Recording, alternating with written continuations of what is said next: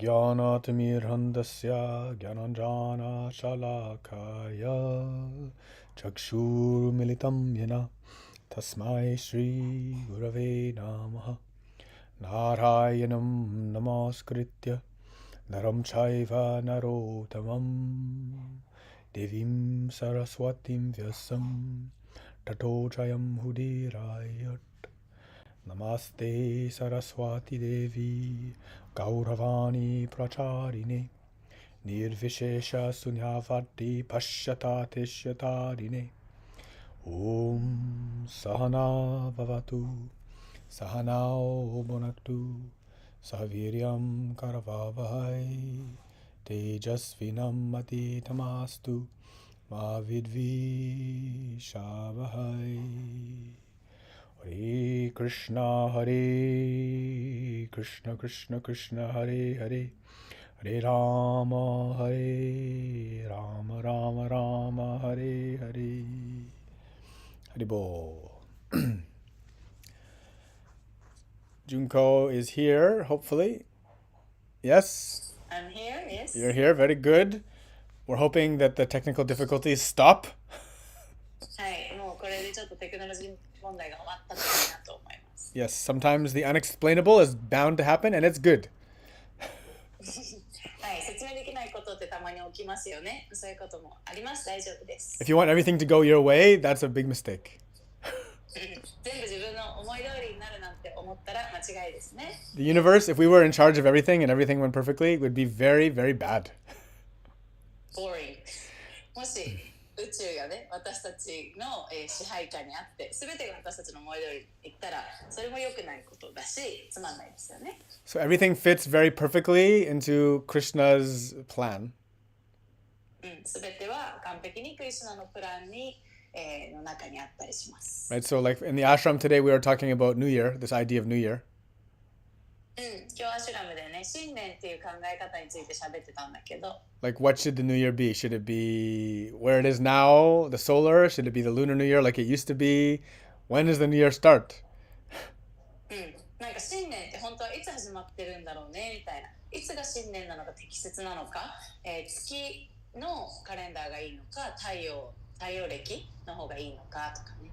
Right? So like back in the day, like even in Japan and in most of the Asian places, you start the new school year with the spring.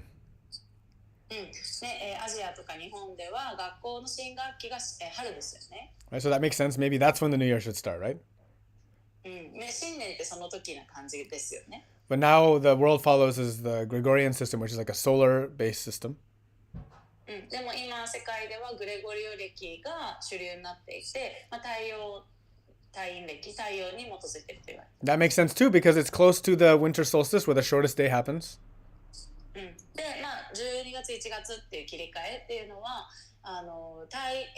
月冬至と近いですよね。1月の切り替えが。だからそれに基づいて新年っていうのも分かり When ま the す。 sun reaches its lowest point, 太陽が一番ゆっくりなタイミングになった時。 which in astrotheology, yeah, 低いところに来た。 in the Western astrotheology, that's like when Jesus is crucified, right? で、西洋の先生術という天体に基づいた考えだと、その時にイエスが十字架にかけられてますね。 And then at that point, there's 3 days where the sun doesn't move anymore. で、太陽、その周期のタイミングで、その時から太陽が3日間も動かない時期があります。 And again, that's the astrotheology of when Jesus dies for 3 days, it comes back to life 3 days later. で、この天体と神学神の学びを合わせた考え方だと、その3日間太陽が動かなかった日を経て、また太陽が動き始める。その時にイエスが生まれ変わりますね。 And then when that happens, then the new year starts, the days start getting longer, right? で、そこから、新年が始まり、一日がより日中が長くなるんですね。 So actually, all of these things are systems that humans have put on top. なんでこういうのに基づいて人間がじゃあいつが新年とかっていうのに勝手に決めたって感じです。 And actually, all of these systems, whether you're following the season or the solar system or the lunar system, they actually don't fit perfectly. There's always some extra days we have to calculate for. で、季節ごとにだから春が新年とするか、また太陽に基づいて新年、また月に基づいて新年だから、新旧暦正月みたいな感じかな。でやろうとも絶対に完璧にシステムに、ぴったりはまることはなくて数日ずれていったりしますよね。So to us, it looks like, oh, it's not perfect system because it doesn't fit into our perfect box. なのでね、完璧っていう箱の中に収まらないから完璧なシステムでもないって人間は思いがちなんだけど、But not Jesus, Krishna's or Jesus or God's system is actually perfect. けどクリシュナやイエスや神のシステムっていうのは実際は完璧です。It's actually perfect, and it has the reason for this is that if it was fitting, if everything in the universe fit inside of our square thinking, then it would not be a good reality to live in. The soul would get so restless. もし、この世界の宇宙のすべてが私たちの、思考の範囲、つまりこの四角く箱にはめたがる思考の範囲にすべて収まっちゃったら、そこに不思議とか何一つなかったら私たちの魂は苦しそこでもうなんか身動きできない感じで苦しいと思います。Right? It's the Abhidhamma Tattva that our intellects cannot penetrate into the true nature of reality. And that's a good thing. つまり私たちの知性はもうこの現実の真理っていうところを突き刺すことはできない。それを分かり得る、全てを分かり得るってことはできない。それはいいことです。It's a good thing because it allows for the infinite possibilities that life is for us. っていうのはつまりそこで残してくれる余白はその無限の可能性ですよね。だから私たちの命だって無限の可能性を秘めているっていうこと。And for all of us Jivatmas living in our bodies. 私たちみたいなジーバートマ、この肉体の中に住んでいるここの魂たちにとって。And how we can all interact on a system which is not closed but rather open. で、私たちはこの世界っていう仕組み、システムっていうのと関わって生きてますよね。で、その仕組みっていうのは、もうなんかここできちっと終わりとかっていうのがあるわけじゃなくて、可能性を秘めてるわけです。And then it glorifies the greatness of Krishna more. で、そうするとクリシュナの栄光をねもっと称えることができる。Yeah, how everything is arranged in such a way for us to evolve, for us to actually evolve. There's that word again. For us to evolve in our understanding, right? Which is to reduce the ego and the mind which obscures us from the true understanding. つまり、全てはもう完璧に仕組まれていて、でそれによって私たちの理解を進めていく、深めていくことができる。でその理解を深めるってどういうことかっていうと、つまり私たちのエゴを減らしていくとか壊していくこと、つまりエゴっていうのが、この世の真理を理解するのを邪魔している障害物なので。Now then it goes what is the conclusion? What is actually the Vedanta of all religion? じゃあベーダンタ、つまりもうこれとしたら、これが知識の終わりですっていう結論ですっていうの、すべての宗教や信仰体系のもう終わりの知識って何でしょうか？ Means つまり what is the way to live, which is the best?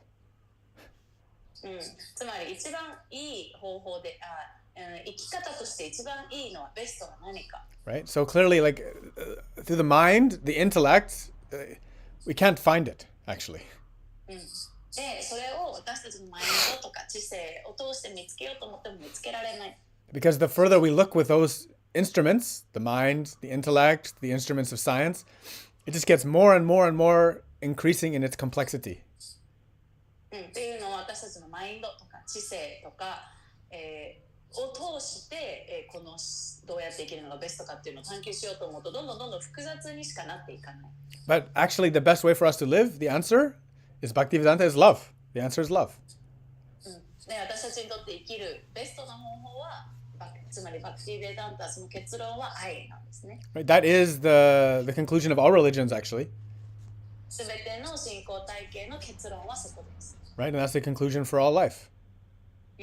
つまり全人生のがどうしたらいいかの結論が愛ですね。Is actually to try and get away from this material idea that everything should be taken and used for our own use. 物質的に見ると全ては私たちが使うために存在するみたいな考え方。Yeah, but rather we should understand that that love, that higher understanding through devotion, it actually gives us a clarity and also a mastery over reality. なんだけど、そうではなく、献身を通して愛を知るっていうことは、もうこの現実をより高次に理解していくこと。That mastery over reality, it's not like a materialist mastery. It's not like I can control everything or I have power and dominion over everything. で、この現実をマスターするっていうのは、物質的にマスターするわけではない。つまり私たちが何でもかんでも操れるようになるわけではなくて。Rather, it's that with the love and devotion, and ultimately with living as through service, we have a mastery over our mind and over the obstacles towards the reality of soul and consciousness, and further the relationship with God. なんだけども、愛を通して奉仕、献身、奉仕を通して、この現実をマスターしていくっていうのは、つまりこの魂や意識っていうのと思考主、神の関係性を邪魔している、またそれを歪ませている、部分、エゴとか無知な部分っていうのがなくなっていくっていうことです。So in that sense, life is always going to disrupt your plans. なので人生っていうのは必ずね、あなたのプランを邪魔したり変えてきたりします。It's always going to prevent you from achieving what your ego wishes. あなたのエゴが望んでいることを絶対止めてきます。Because that's not the instrument that we're supposed to be using. That's not the faculty we should be relying upon. っていうのは、エゴっていうのは私たちが乗るべき乗り物でもないし、使う道具でも使うべき道具でもないですよね。Right? It's not the right tool for this job. この人生というお仕事をするのに正しい道具じゃないですね。Right? If we try to use the ego over life, then it's only going to be suffering for us. 人生の中でね、エゴを使って乗っていくっていうをとすると、私たちは苦しみしか残されないわけです。We'll actually start to blame others.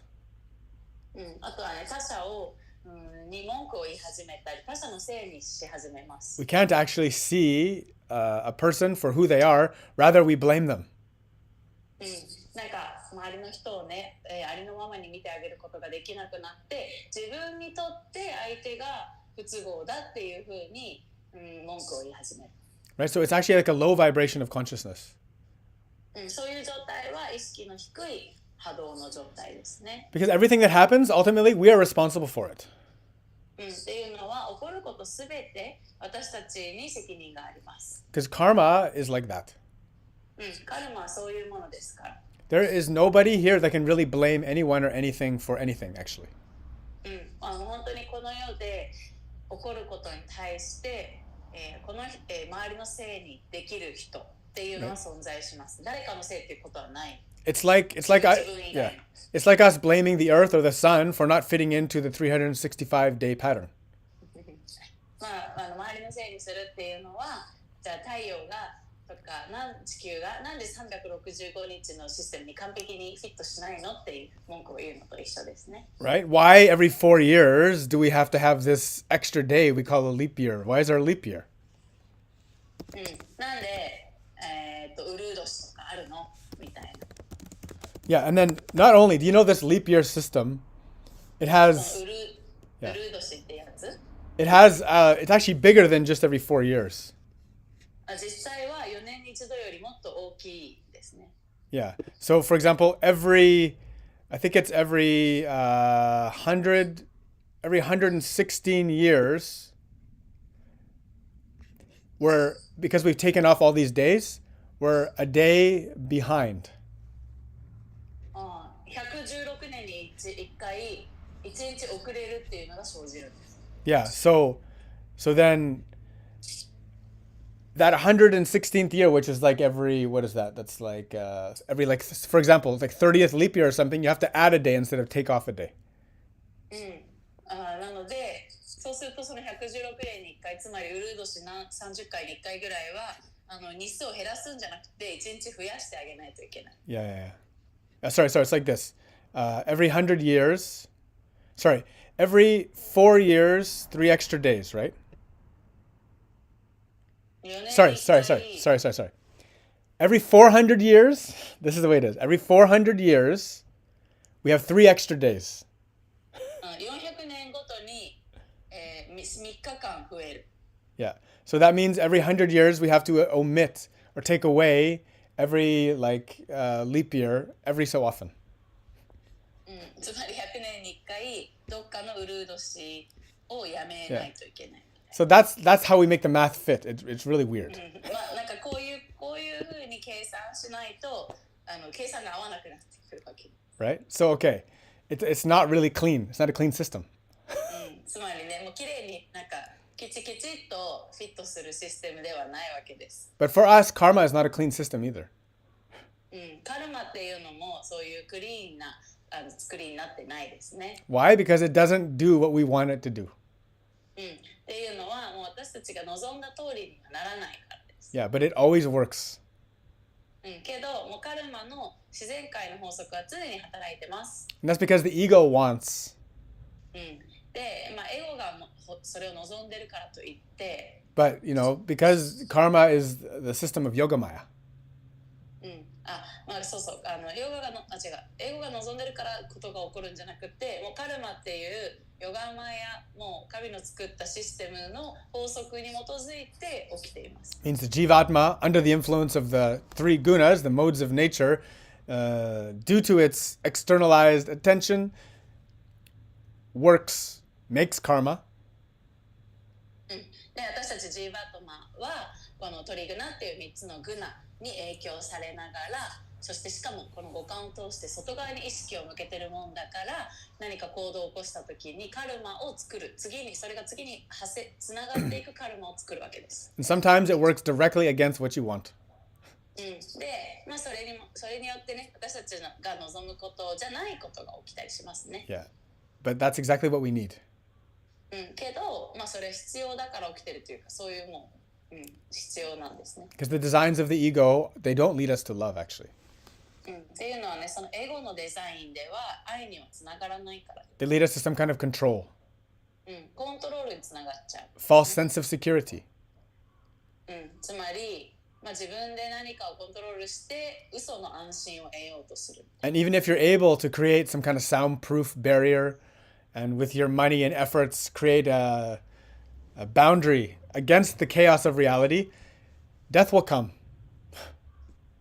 まあ、どんだけねお金とか資産を稼いで、この現実っていうのと自分をこう分け放つようなバリアをね作ったとしても死は絶対やってきます、ね。Right. And so that's why the conclusion is love. だから結論は愛なわけ。That's ultimately what we're here to learn, right? Devotion, love. 私たちの人生の目的っていうのは愛と献身ですね。Right? How consciousness can actually understand its position in matter. 意識っていうのがこの物質界の中でどうやって、その本来の立ち位置を知ることができるか。Is to acknowledge the first one, the one who gives everything. その方法はその最初の存在を認識すること、すべてを与えてくれる存在を認識することです。Rika was telling her story in lunchtime today. 今日リカがお昼の時に話してくれてたんだけど。She was saying she goes to the onsen, the people give her snacks, but the snacks are not vegetarian friendly. So then she goes to another onsen and she gives those to other people. And then they give her snacks that are not vegetarian friendly. So she goes back to the first onsen and gives them to those people. And so she's just passing these gifts along.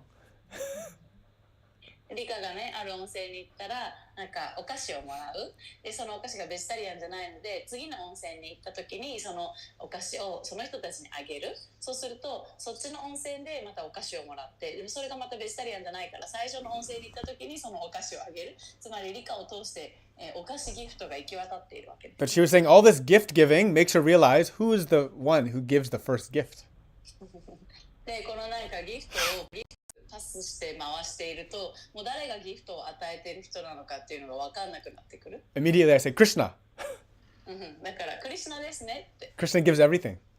クリシュナが全てを与えてくれて。Krishna gave us even the ability to have hands to give a gift.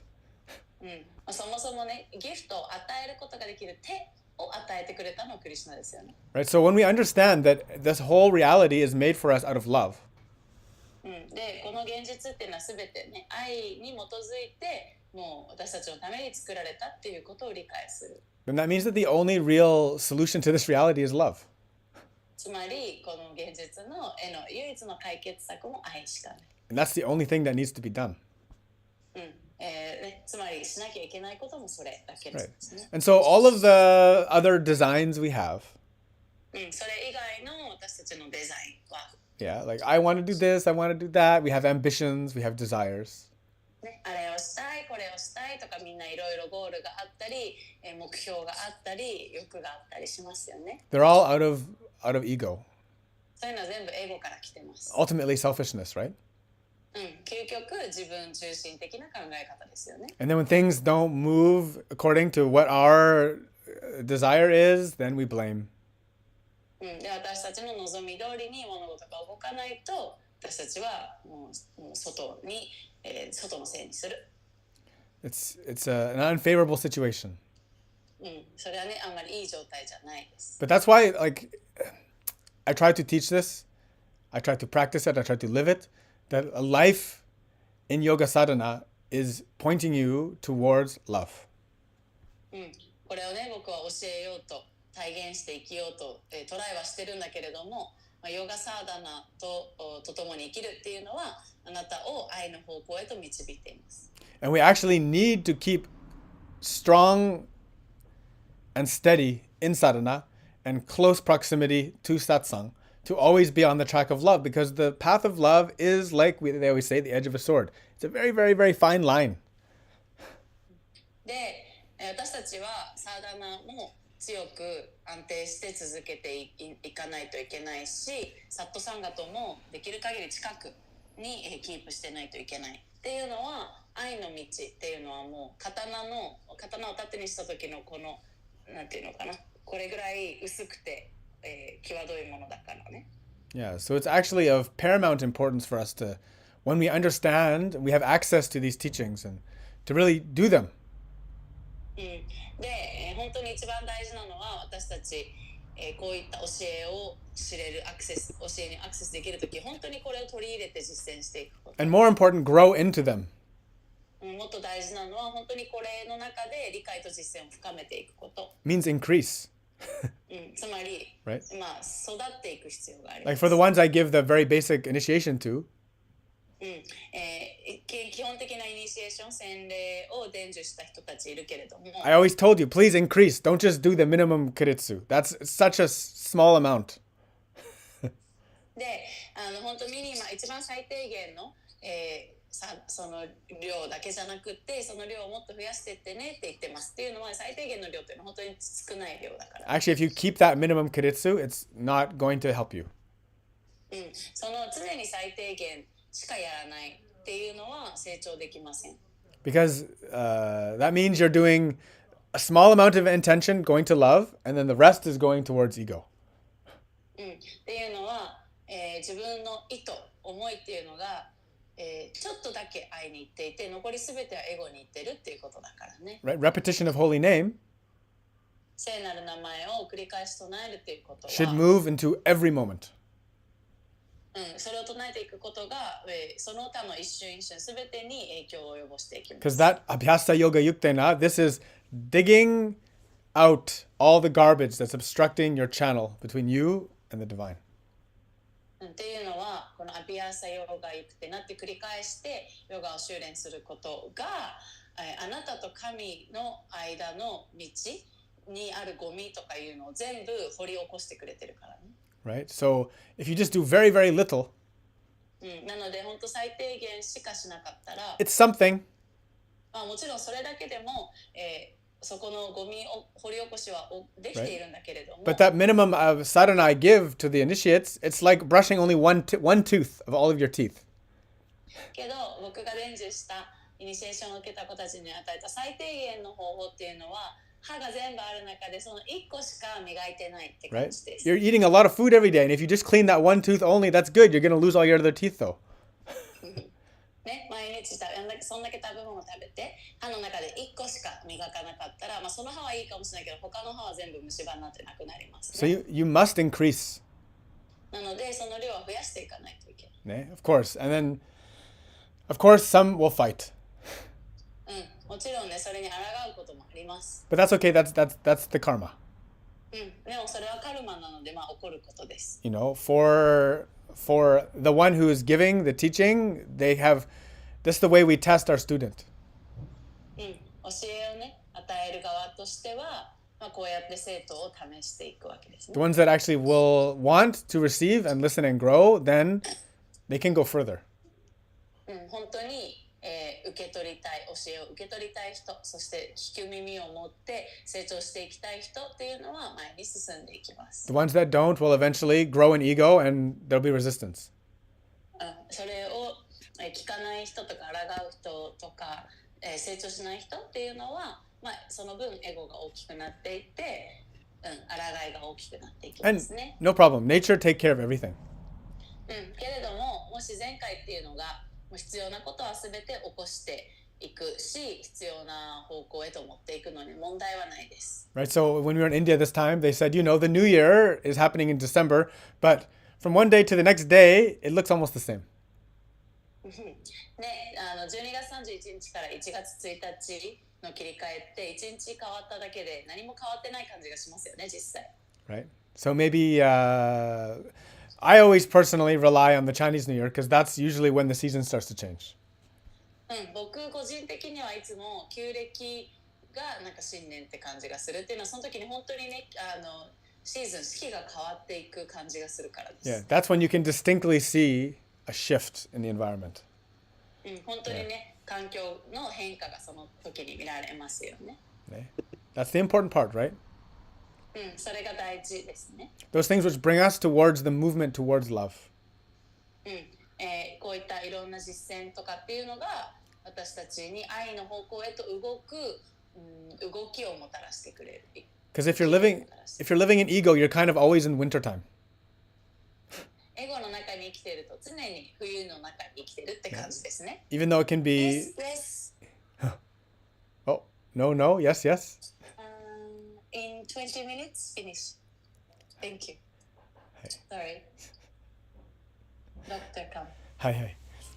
So, those who are living in the ego, they're living kind of in an eternal winter.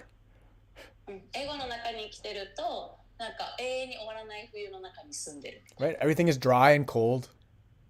すべてなんか乾いていて寒くて。And there's no love. そこに愛がない。Even though our nature is love.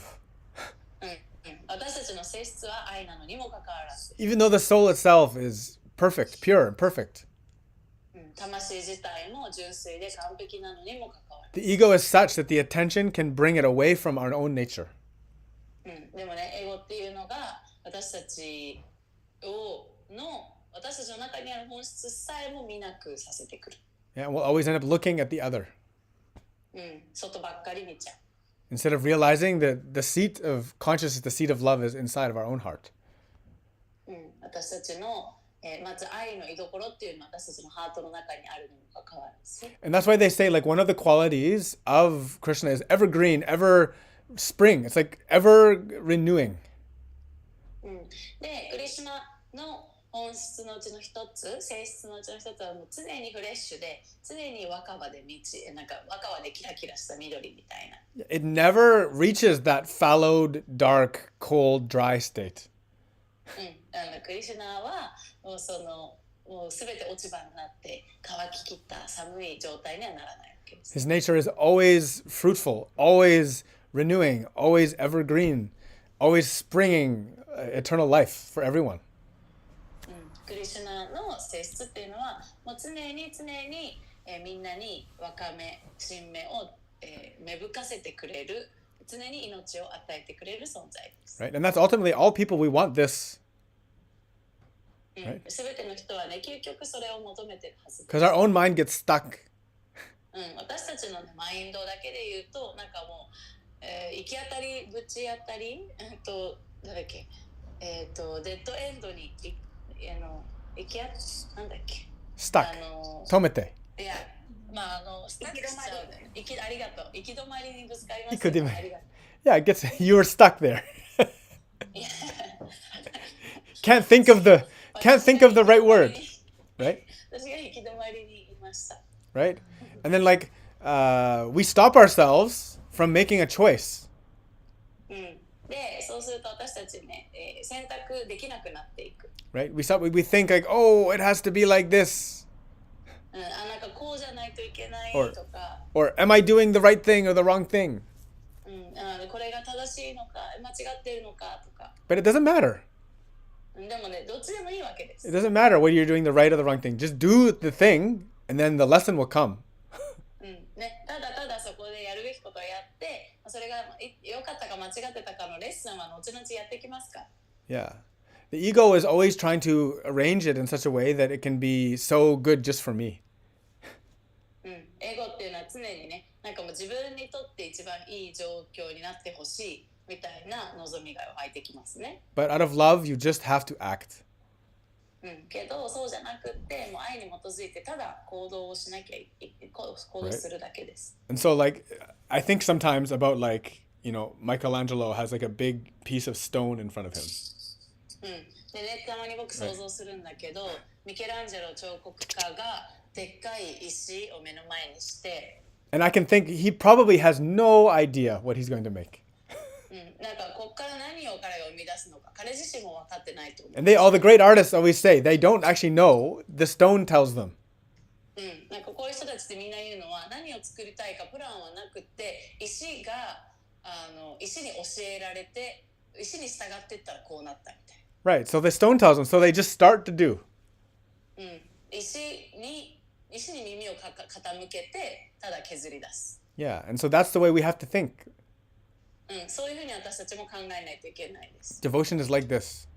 献身もそうですね。Right? But you have to make sure like your tool is sharp. So that's what sadhana is.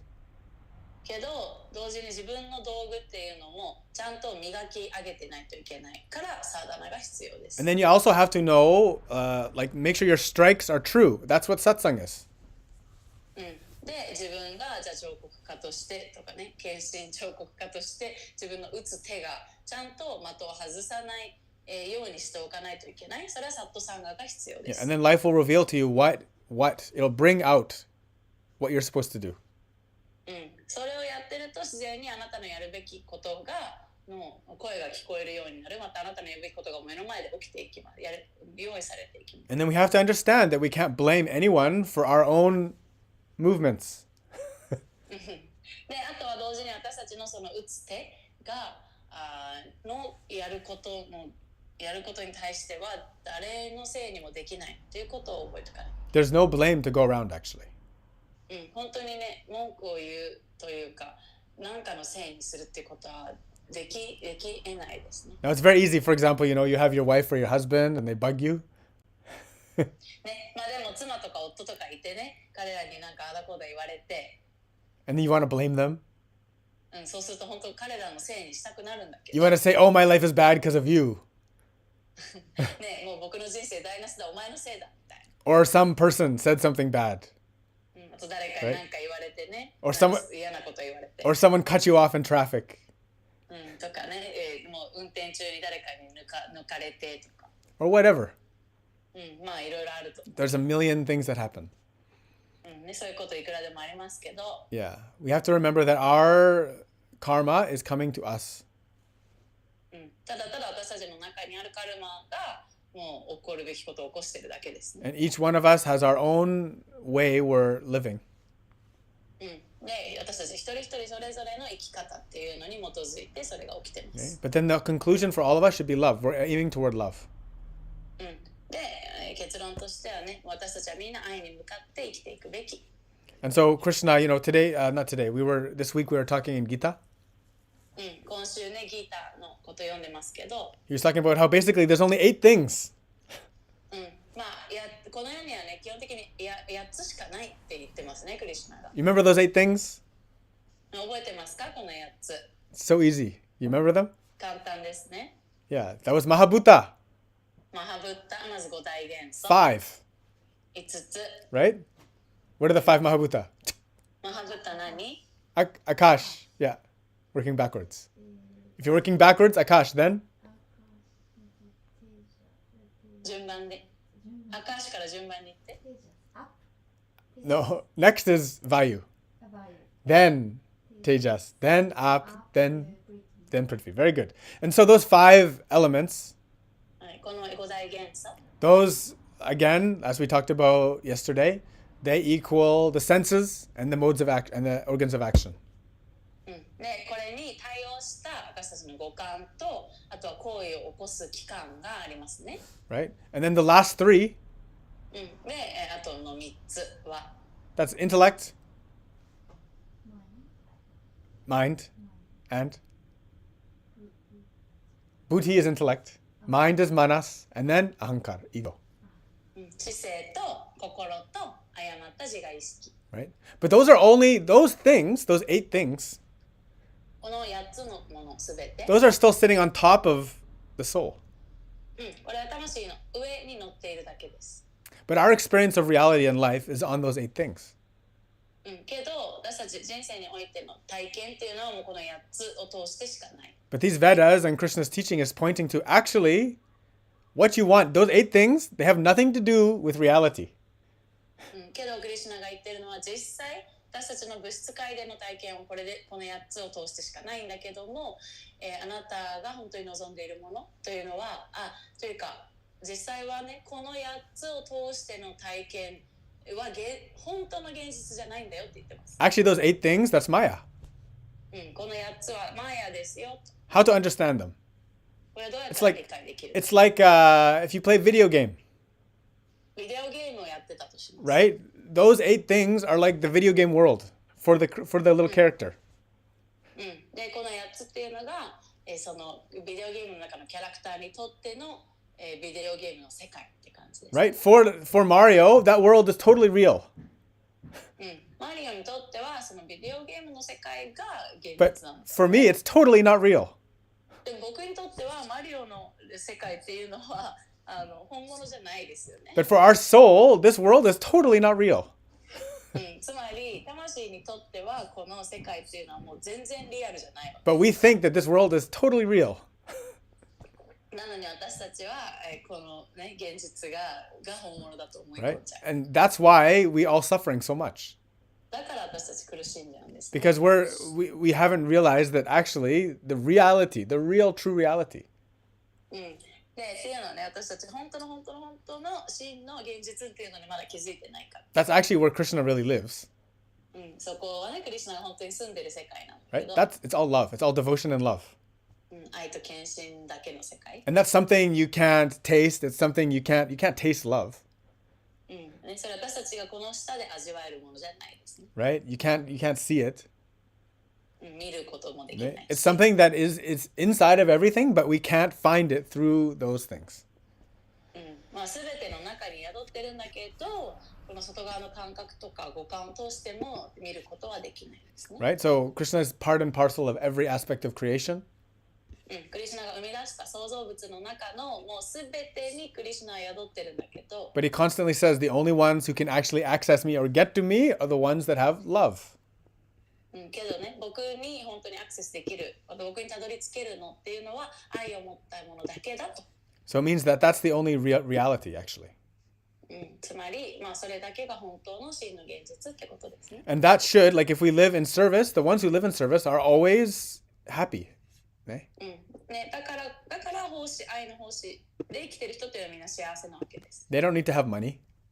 お金もいらないわけです。 They don't need to have success. 成功しなくていいわけです。 They don't need to have a nice job. いい仕事がなくてもいいわけです。 They don't need to have a nice car. いい車持ってなくてもいいわけ They don't need to be a nice drawer or a good filmmaker. 絵が上手じゃなくてもいいし、編集が上手じゃなくてもいいわけです。 They don't need to have any special talent. 特別なタレント能力もいらない。 Yeah. And that's really what Krishna values above everything else. クリシュナはね、それを何よりも価値を置いてます、そこに。 So then we can also, when we look and we think about what drives us to live and drives us to act. なのでね、自分たちの私たちを顧みるときに何に基づいてどんな動機で行動を起こしてるのかなって。Are we living in reality, or are we trying to put a calendar on top of a system? A calendar on top of a phenomenon. 現実に生きているのか、または私たちは、この世界を箱に押し込めようとしているのか、つまり現実カレンダーとか作り当てはめることでできない時の流れなのにとか天体の動きなのにそれにカレンダーを無理やり押し付けてるのか。Because we have to remember that all of like our whole human reality, this is an imposition. We've imposed our thinking on top of a reality. 本当この世界の現実っていうのに人間の思考っていうのを上から当てはめて押し付けてますてるのが今の現実ですよね。And of course, it doesn't really fit perfectly. だからそりゃ完璧に当てはまらないわけです。And so when we live in that consciousness, we're always hitting the edges. Like, why is it like this? Why is it like this? だからそういう考え方で世界にアプローチしても絶対に行き止まりにぶつかる。And then we try to make our system more and more clean, and then there's just more and more crowds, and it gets more and more busy, and there's more and more garbage, and there's more and more accumulation. で、そういうことをやり続けても結局ゴミが増え続けたりとか人が増え続けたりとか混雑してたりとかそういう結果ですね。And so the idea of the Kali Yuga is the result of human beings doing this upon nature for so long. でカリユガのがなんでこうなってるかっていうと人類がずっと自然界に対してこうやって人類の思考を押し付けていった結果です。That we've been imposing our systems upon reality so very much that we've created the very separation that we struggle from. 人類の生み出したシステムをどうにかこの自然界に押し付けようと当てはめようとしていった結果、結局人間が生み出したその現実っていうのの中で苦しんでいるわけですね。So Krishna's kingdom is pure and perfect. クリシュナの王国は純粋で完璧です。And it doesn't always go the way that you want it to go. そしてあなたの望み通りにはいつも行くわけじゃないです。But if you were in reality conscious of the love that you are, then it would be perfect. けれどもあなた自身である愛っていうのに常に意識が向けていれば全ては完璧なわけですね。And the movement of this body away, で、この肉体っていうのが離れていくという動き would be welcome. このように去るということもウェルカムですね。And it's not like death, 死とは違うわけ right? です。It's like just disappearance. ただ肉体が消えるだけ。It's like that thing when I said death, she said, no, we don't say death, we say disappearance, right? 献身者の中では死という言葉は使わないですね。ただ、消え去るっていうふうに使います。That there's no death for the ones who are in devotion, actually. 献身している人にとっては死はないわけです。Yeah, because you're just passing, you're moving. ただ肉体が移り変わっていくだけ。The soul goes to join Krishna. 魂がクリシュナに、ジョインしに行く、そっちに行く。That's life everlasting. それはもう永遠に続く命です、ね。That is the bliss and the nitya, the eternal reality of the soul. 魂はもう至福を持って永遠に至福を持っているっていう本質ですね。But when you're living in the ego, you're grasping, you're holding, you're actually pulling yourself into the body consciousness, you're moving yourself into the cycle of death. けどエゴの中で生きてると自分の意識をどんどん引っ張り下げてきてこの肉体の中に留める。そうするともう何度も生まれ変わっちゃうわけですね。So in reality, you can never blame anybody for anything in this world.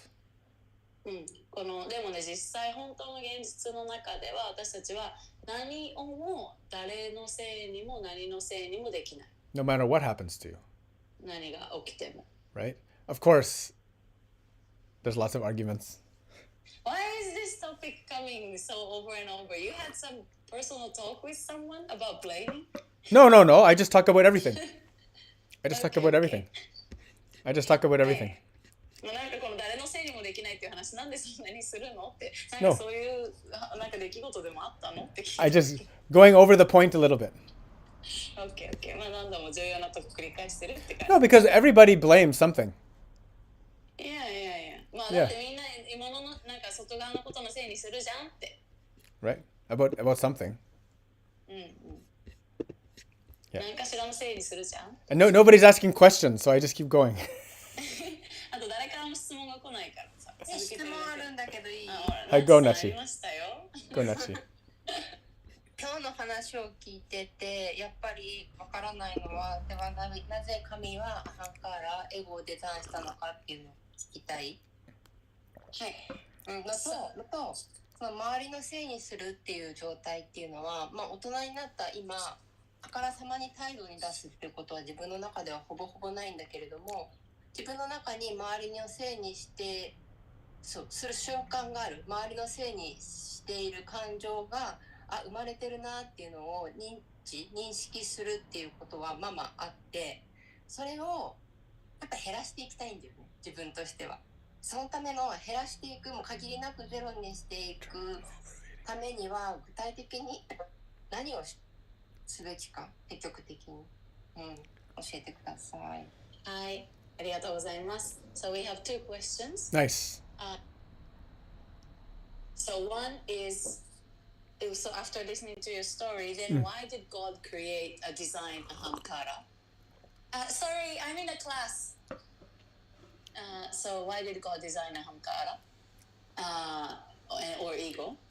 And another question is that, so this blaming others or blaming something outside. Like as an adult, I don't express this feeling of blaming like outwardly much, but internally, if I'm really subtly conscious, then I can feel that the subtle emotion coming up that is blaming something outside. I can recognize that. Exactly. Even though I don't express it. Yes. But she wants to reduce that happening. Of course. And how can I do that? Okay. So, ahankar, like we kind of create the ego, right? で、じゃあ神がどうしてアハンカーラ、誤った自我意識をデザインしたかっていうね、私たちが作ってるとも言えますね。No, like that's our own, like that's, if you reduce, if I remember like when I first started doing this yoga with Mahatmaji. 僕がね、最初このヨガをね、マハトマジと始めた時に、 When we were very, very, very simple, I didn't know all of these words and everything. 僕たちすごくシンプルに学んでいて、こういうサンスクリット語の専門用語とか全然知らなかったんだけど。He would just say something simple like ego is the thing that you need to remove. で、彼がいつも言ってたのはシンプルにね、エゴっていうのを私たちは取り除いていかないといけないと。So that's why I talk about the blaming thing, because that blaming thing does exist in everybody in a very subtle level, and that is ego.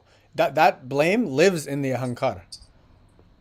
で、だからこそね、そのナツさんが減らしたいと思っているその微細な、周りのせいにするという感覚、これはエゴの中で生まれていますよね。だからこそエゴを私たち減らしていかないといけないんだけど。Right, and that is and that's why we call it false ego, ahankar, right? つまり真実に基づいてないから誤った自我意識アハンカーラっていうんですね。But we've taken it.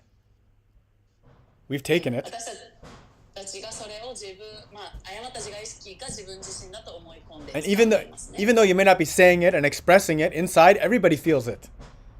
ね、それを外で言ったりとか表現したりしなくても内側では全員みんなが感じていることです。So we're owning it. We're all owning it. つまりなんかもうそれが自分の感情だと、自分のものだと捉えている。Now the main point is, で、大事なことは even if you don't say it, 言わなくても it still has strong effect on you. それがね、あなたに強い影響を与えてるっていう。And actually, you may not even say it in words, but it influences and it also controls you, from a sense. それを言葉にしなくてもあなたのことをコントロールしてますね。 Right. 大きく。It actually has control over you, even if you don't let the words come out and you try to bottle up the feelings and hold it in, like a good Nihonjin, eh?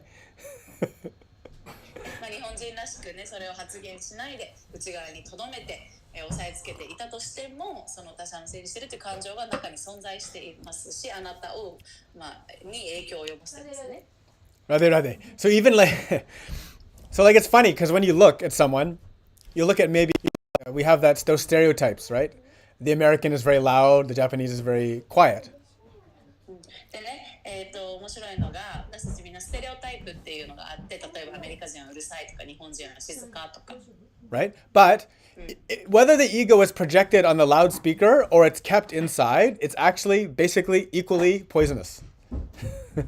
で、それをね、外側で言うか、たは言わないで内側で思ってるだけか、どっちであれ、その毒性っていうのはイコール同じくらい毒があるわけで It's す。 equally poisonous. I don't believe that any, like in that sense, no culture can adequately say they're more enlightened than any other culture.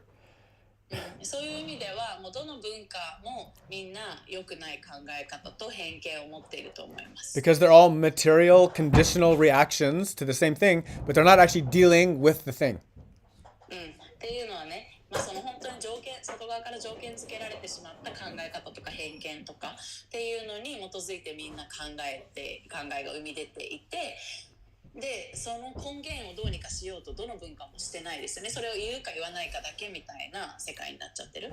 Attachment is the source, right? で根源としては執着ですね。 It's our attachment to that which keeps it there. つまりそれがそこ生まれてきちゃう、そこにそれがある理由は執着があるから。 So it's not that Krishna made that for us. We are the ones that have it, and that's why we're in this world. でクリシュナがそれを作ったっていうよりは私たちがそもそもこの物質世界に生まれてきてる理由っていうのはそれがあるからなんですね。 So then now the more important part of the question is, how do I reduce that? でこの中で一番大事なのはどうやったらそれを減らすことができるかっていうところなんだけど、 Right, that's the important part. Like, how do I get that reduced? Because even though it's a quiet murmur inside of me, it's still there. And even though I push it down and I don't let it come out of my mouth, it still comes out. Right? どんだけそれがちっちゃなささやき微細な感覚だったとしても私たちの中にあるということに全く変わりなくて同じぐらい毒性を持っているので、それを出さなかったとしても、問題ですね。 Yeah. So, now, there's this nice thing here. ここにね素敵なものがある。 It's from Bhagavatam. I was reading it. バガバタも読んでたんだけど、 So it's saying like, oh, Supreme, 思考集よ。 if the embodied living entities were eternal and all-pervading like you, もし、この体を持った生命体っていうのが全て永遠で、しかもあなたのように全てに蔓延行き渡っているものなのであれば、 then they would not be under your control. そしたら、彼らは全て生命体全てあなたの支配下にはコントロール下には置かれなくなるでしょう。 But if we are understood to be part and parcel, like small parts of you, けれども逆に私たちはあなた思考集の、一部である、小さな一部であるっていうふうに理解すれば、 then we're all subject to your supreme control.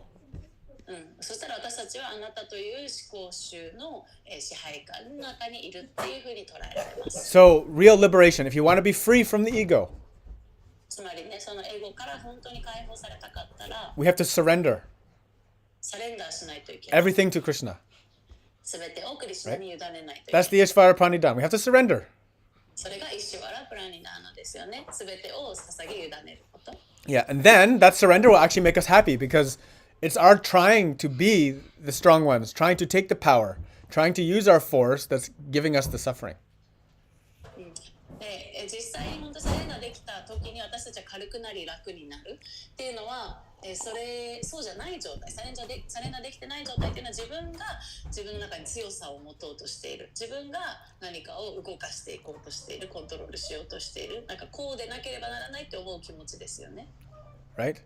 Only when we surrender, then we have happiness. And then we can be controllers. で私たちが本当にサレンダーできた、委ねられた時、手綱をクリシュナに任せられた時に真の幸せっていうのが湧き上がってくるし、そしたら私たちはもうコントロールがある状態になれます。 Right. So the answer to her question is how do we diminish and reduce the ego? Well, the only way is through surrender. And then the only way to surrender is through love and devotion, right?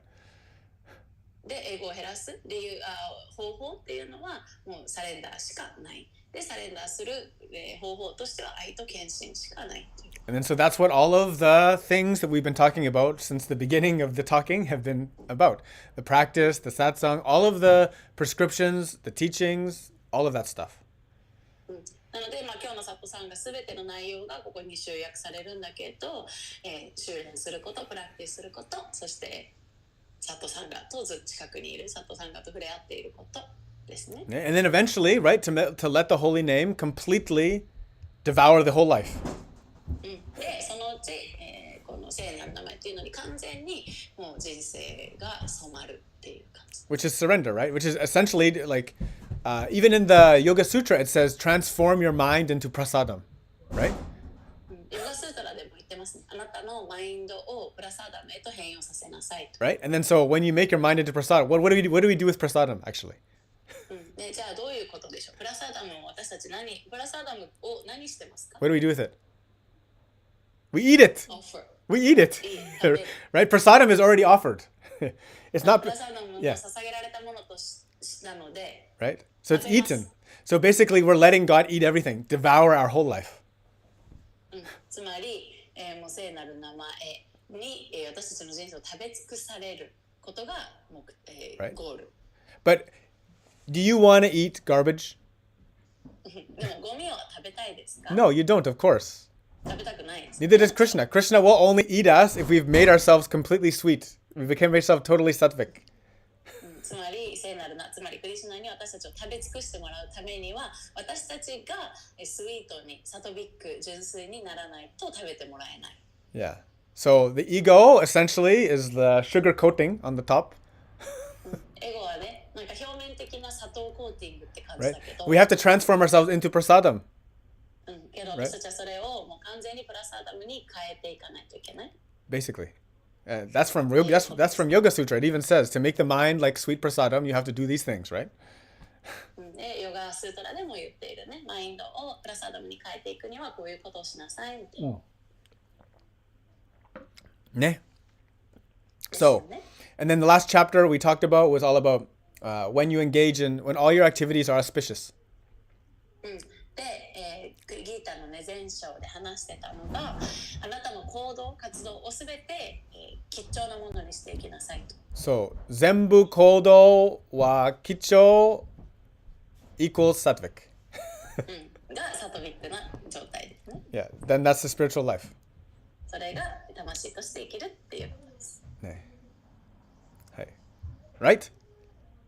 ですよね。 Yes, yes, yes. So that's the process, that's the way.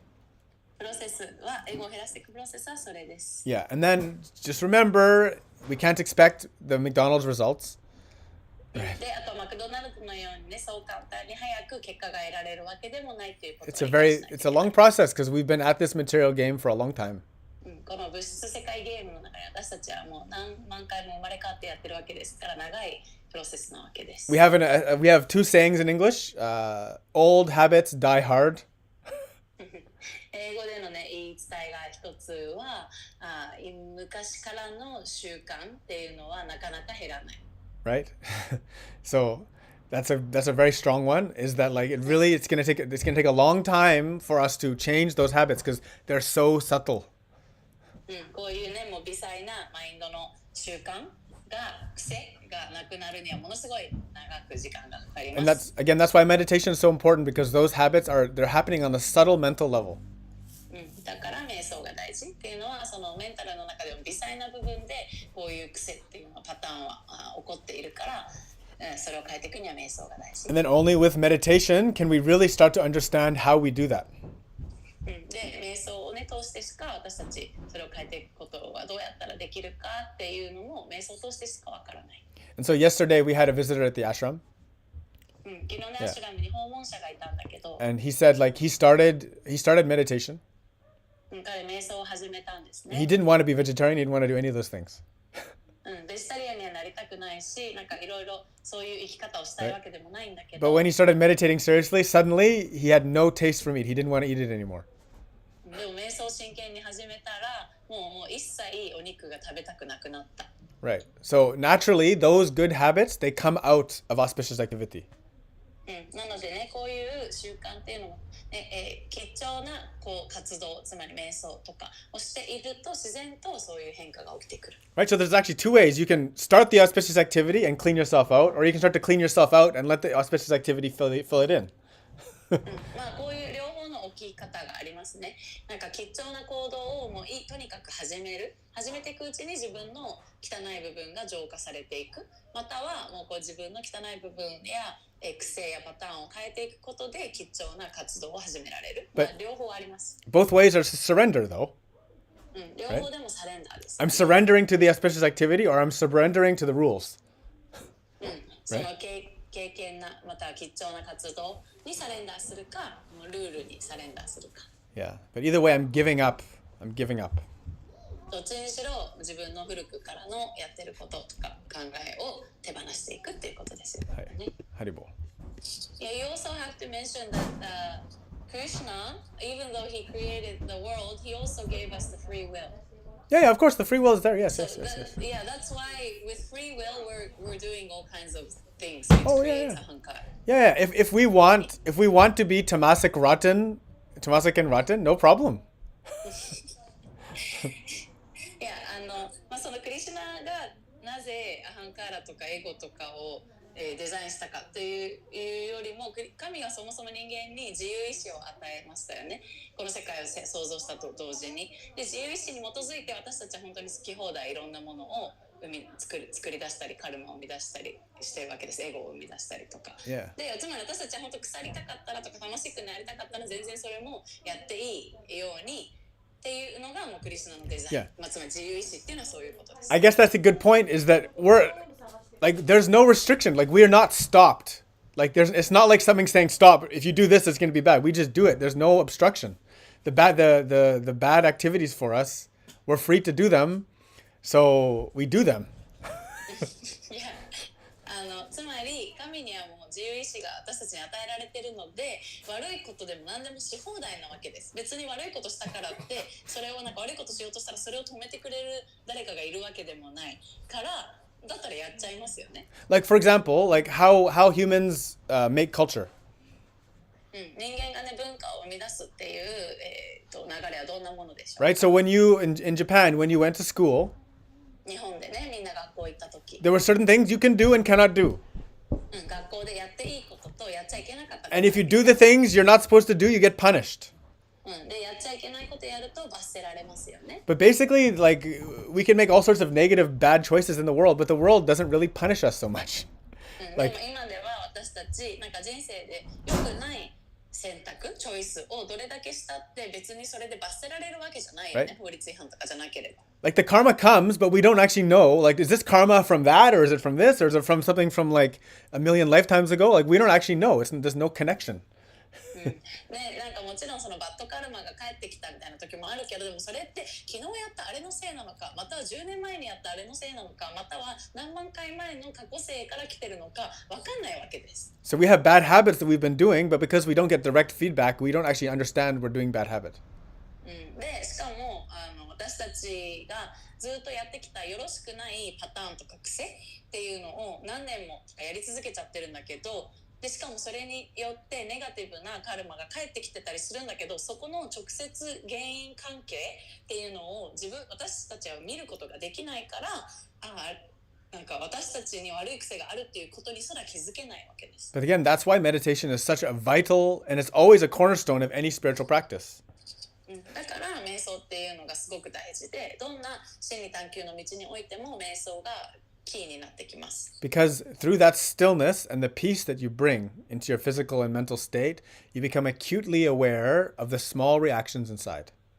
っていうのはまず座って静かにして、で座って静かにすることによって、そしてそこの波立たない平穏な状態を通して初めて私たちの内側で起こる微細な動きっていうのに、明確な注意を向けられるからです。And those little subtle mantras that we chant inside, those little whispers that we encourage, those little choices we make in our thoughts, they start to show themselves for what they really are. で、そういうもう細かい微細な部分まで見えてくるようになってくると、私たちが日常で内側で聞こえてくるちっちゃな声とか、そういう思考の癖とかっていうのが、だんだんもう明確に見えるようになっていく。But again, you have to do that every day. けどそれは目の瞑想の練習は毎日しないと意味がない。And then you have to let that grow into all day. で、その瞑想の練習での気づきっていうのを一日中もたらしていかないといけない。You have to be able to move that meditative awareness from the sitting, the formal quiet sitting, into the driving and the working and the cooking and the playing and the work and the everything. その瞑想の気づきが大きい状態、深い状態っていうのを一日中キープしていく。料理中も運転中も仕事中もとかですね。And so the best way to do that, of course, is to instead always try to think of Krishna. で、それをね、する一番いい方法は常にクリシュナを思い出そうとすること。Right? So that's why we like have japa, we have mantra initiation, mantra meditation, because it brings Krishna's presence into all of the activities throughout the whole day. だからジャパマントラの、瞑想方法の伝授っていうのがあるわけですね。っていうのはそれを行うことで一日中クリシュナの存在っていうのを私たちの一瞬一瞬に落とし込んでいくことができるから。Yes. So that's how we surrender. そうやってちょっとずつサレンダーしていきます。Right? And ultimately that's where the ego has to go. で、究極エゴはなくならないといけない。Ego has to be repackaged into prasadam. というよりはプラサーダムに変わっていかないといけない。Yeah. Haribol. ハリボー。Nice. Thank you, Nachi. Good questions. ナチさん、素晴らしい質問ありがとうござい Very ます。 good. Very good. I hope I answered them a little bit, somehow adequately. 少しでも、答えになっていたか、いたといいなと思います。Very good. Do we have any other questions? We're about ready to finish, I think. Yeah, I know Junko's getting bugged at the door a few times already. Probably we shouldn't let the third time happen. Thank you so much, everybody. We love you so much. 皆さんありがとう。愛してます。 Vanchakalpataru Byacha Kripa Sindhuve Vacha Patittanam Pavanebhyo Vaishnavebhyo Namo Namah Hare Krishna Krishna Krishna Hare Hare Hare Ram Nam Nam Hare Hare. Aishitemasu. It's a demo. How do I say forever? ずっと。 Zutto. Aishitemasu. It's the demo. Zutto. Yo. Haribo.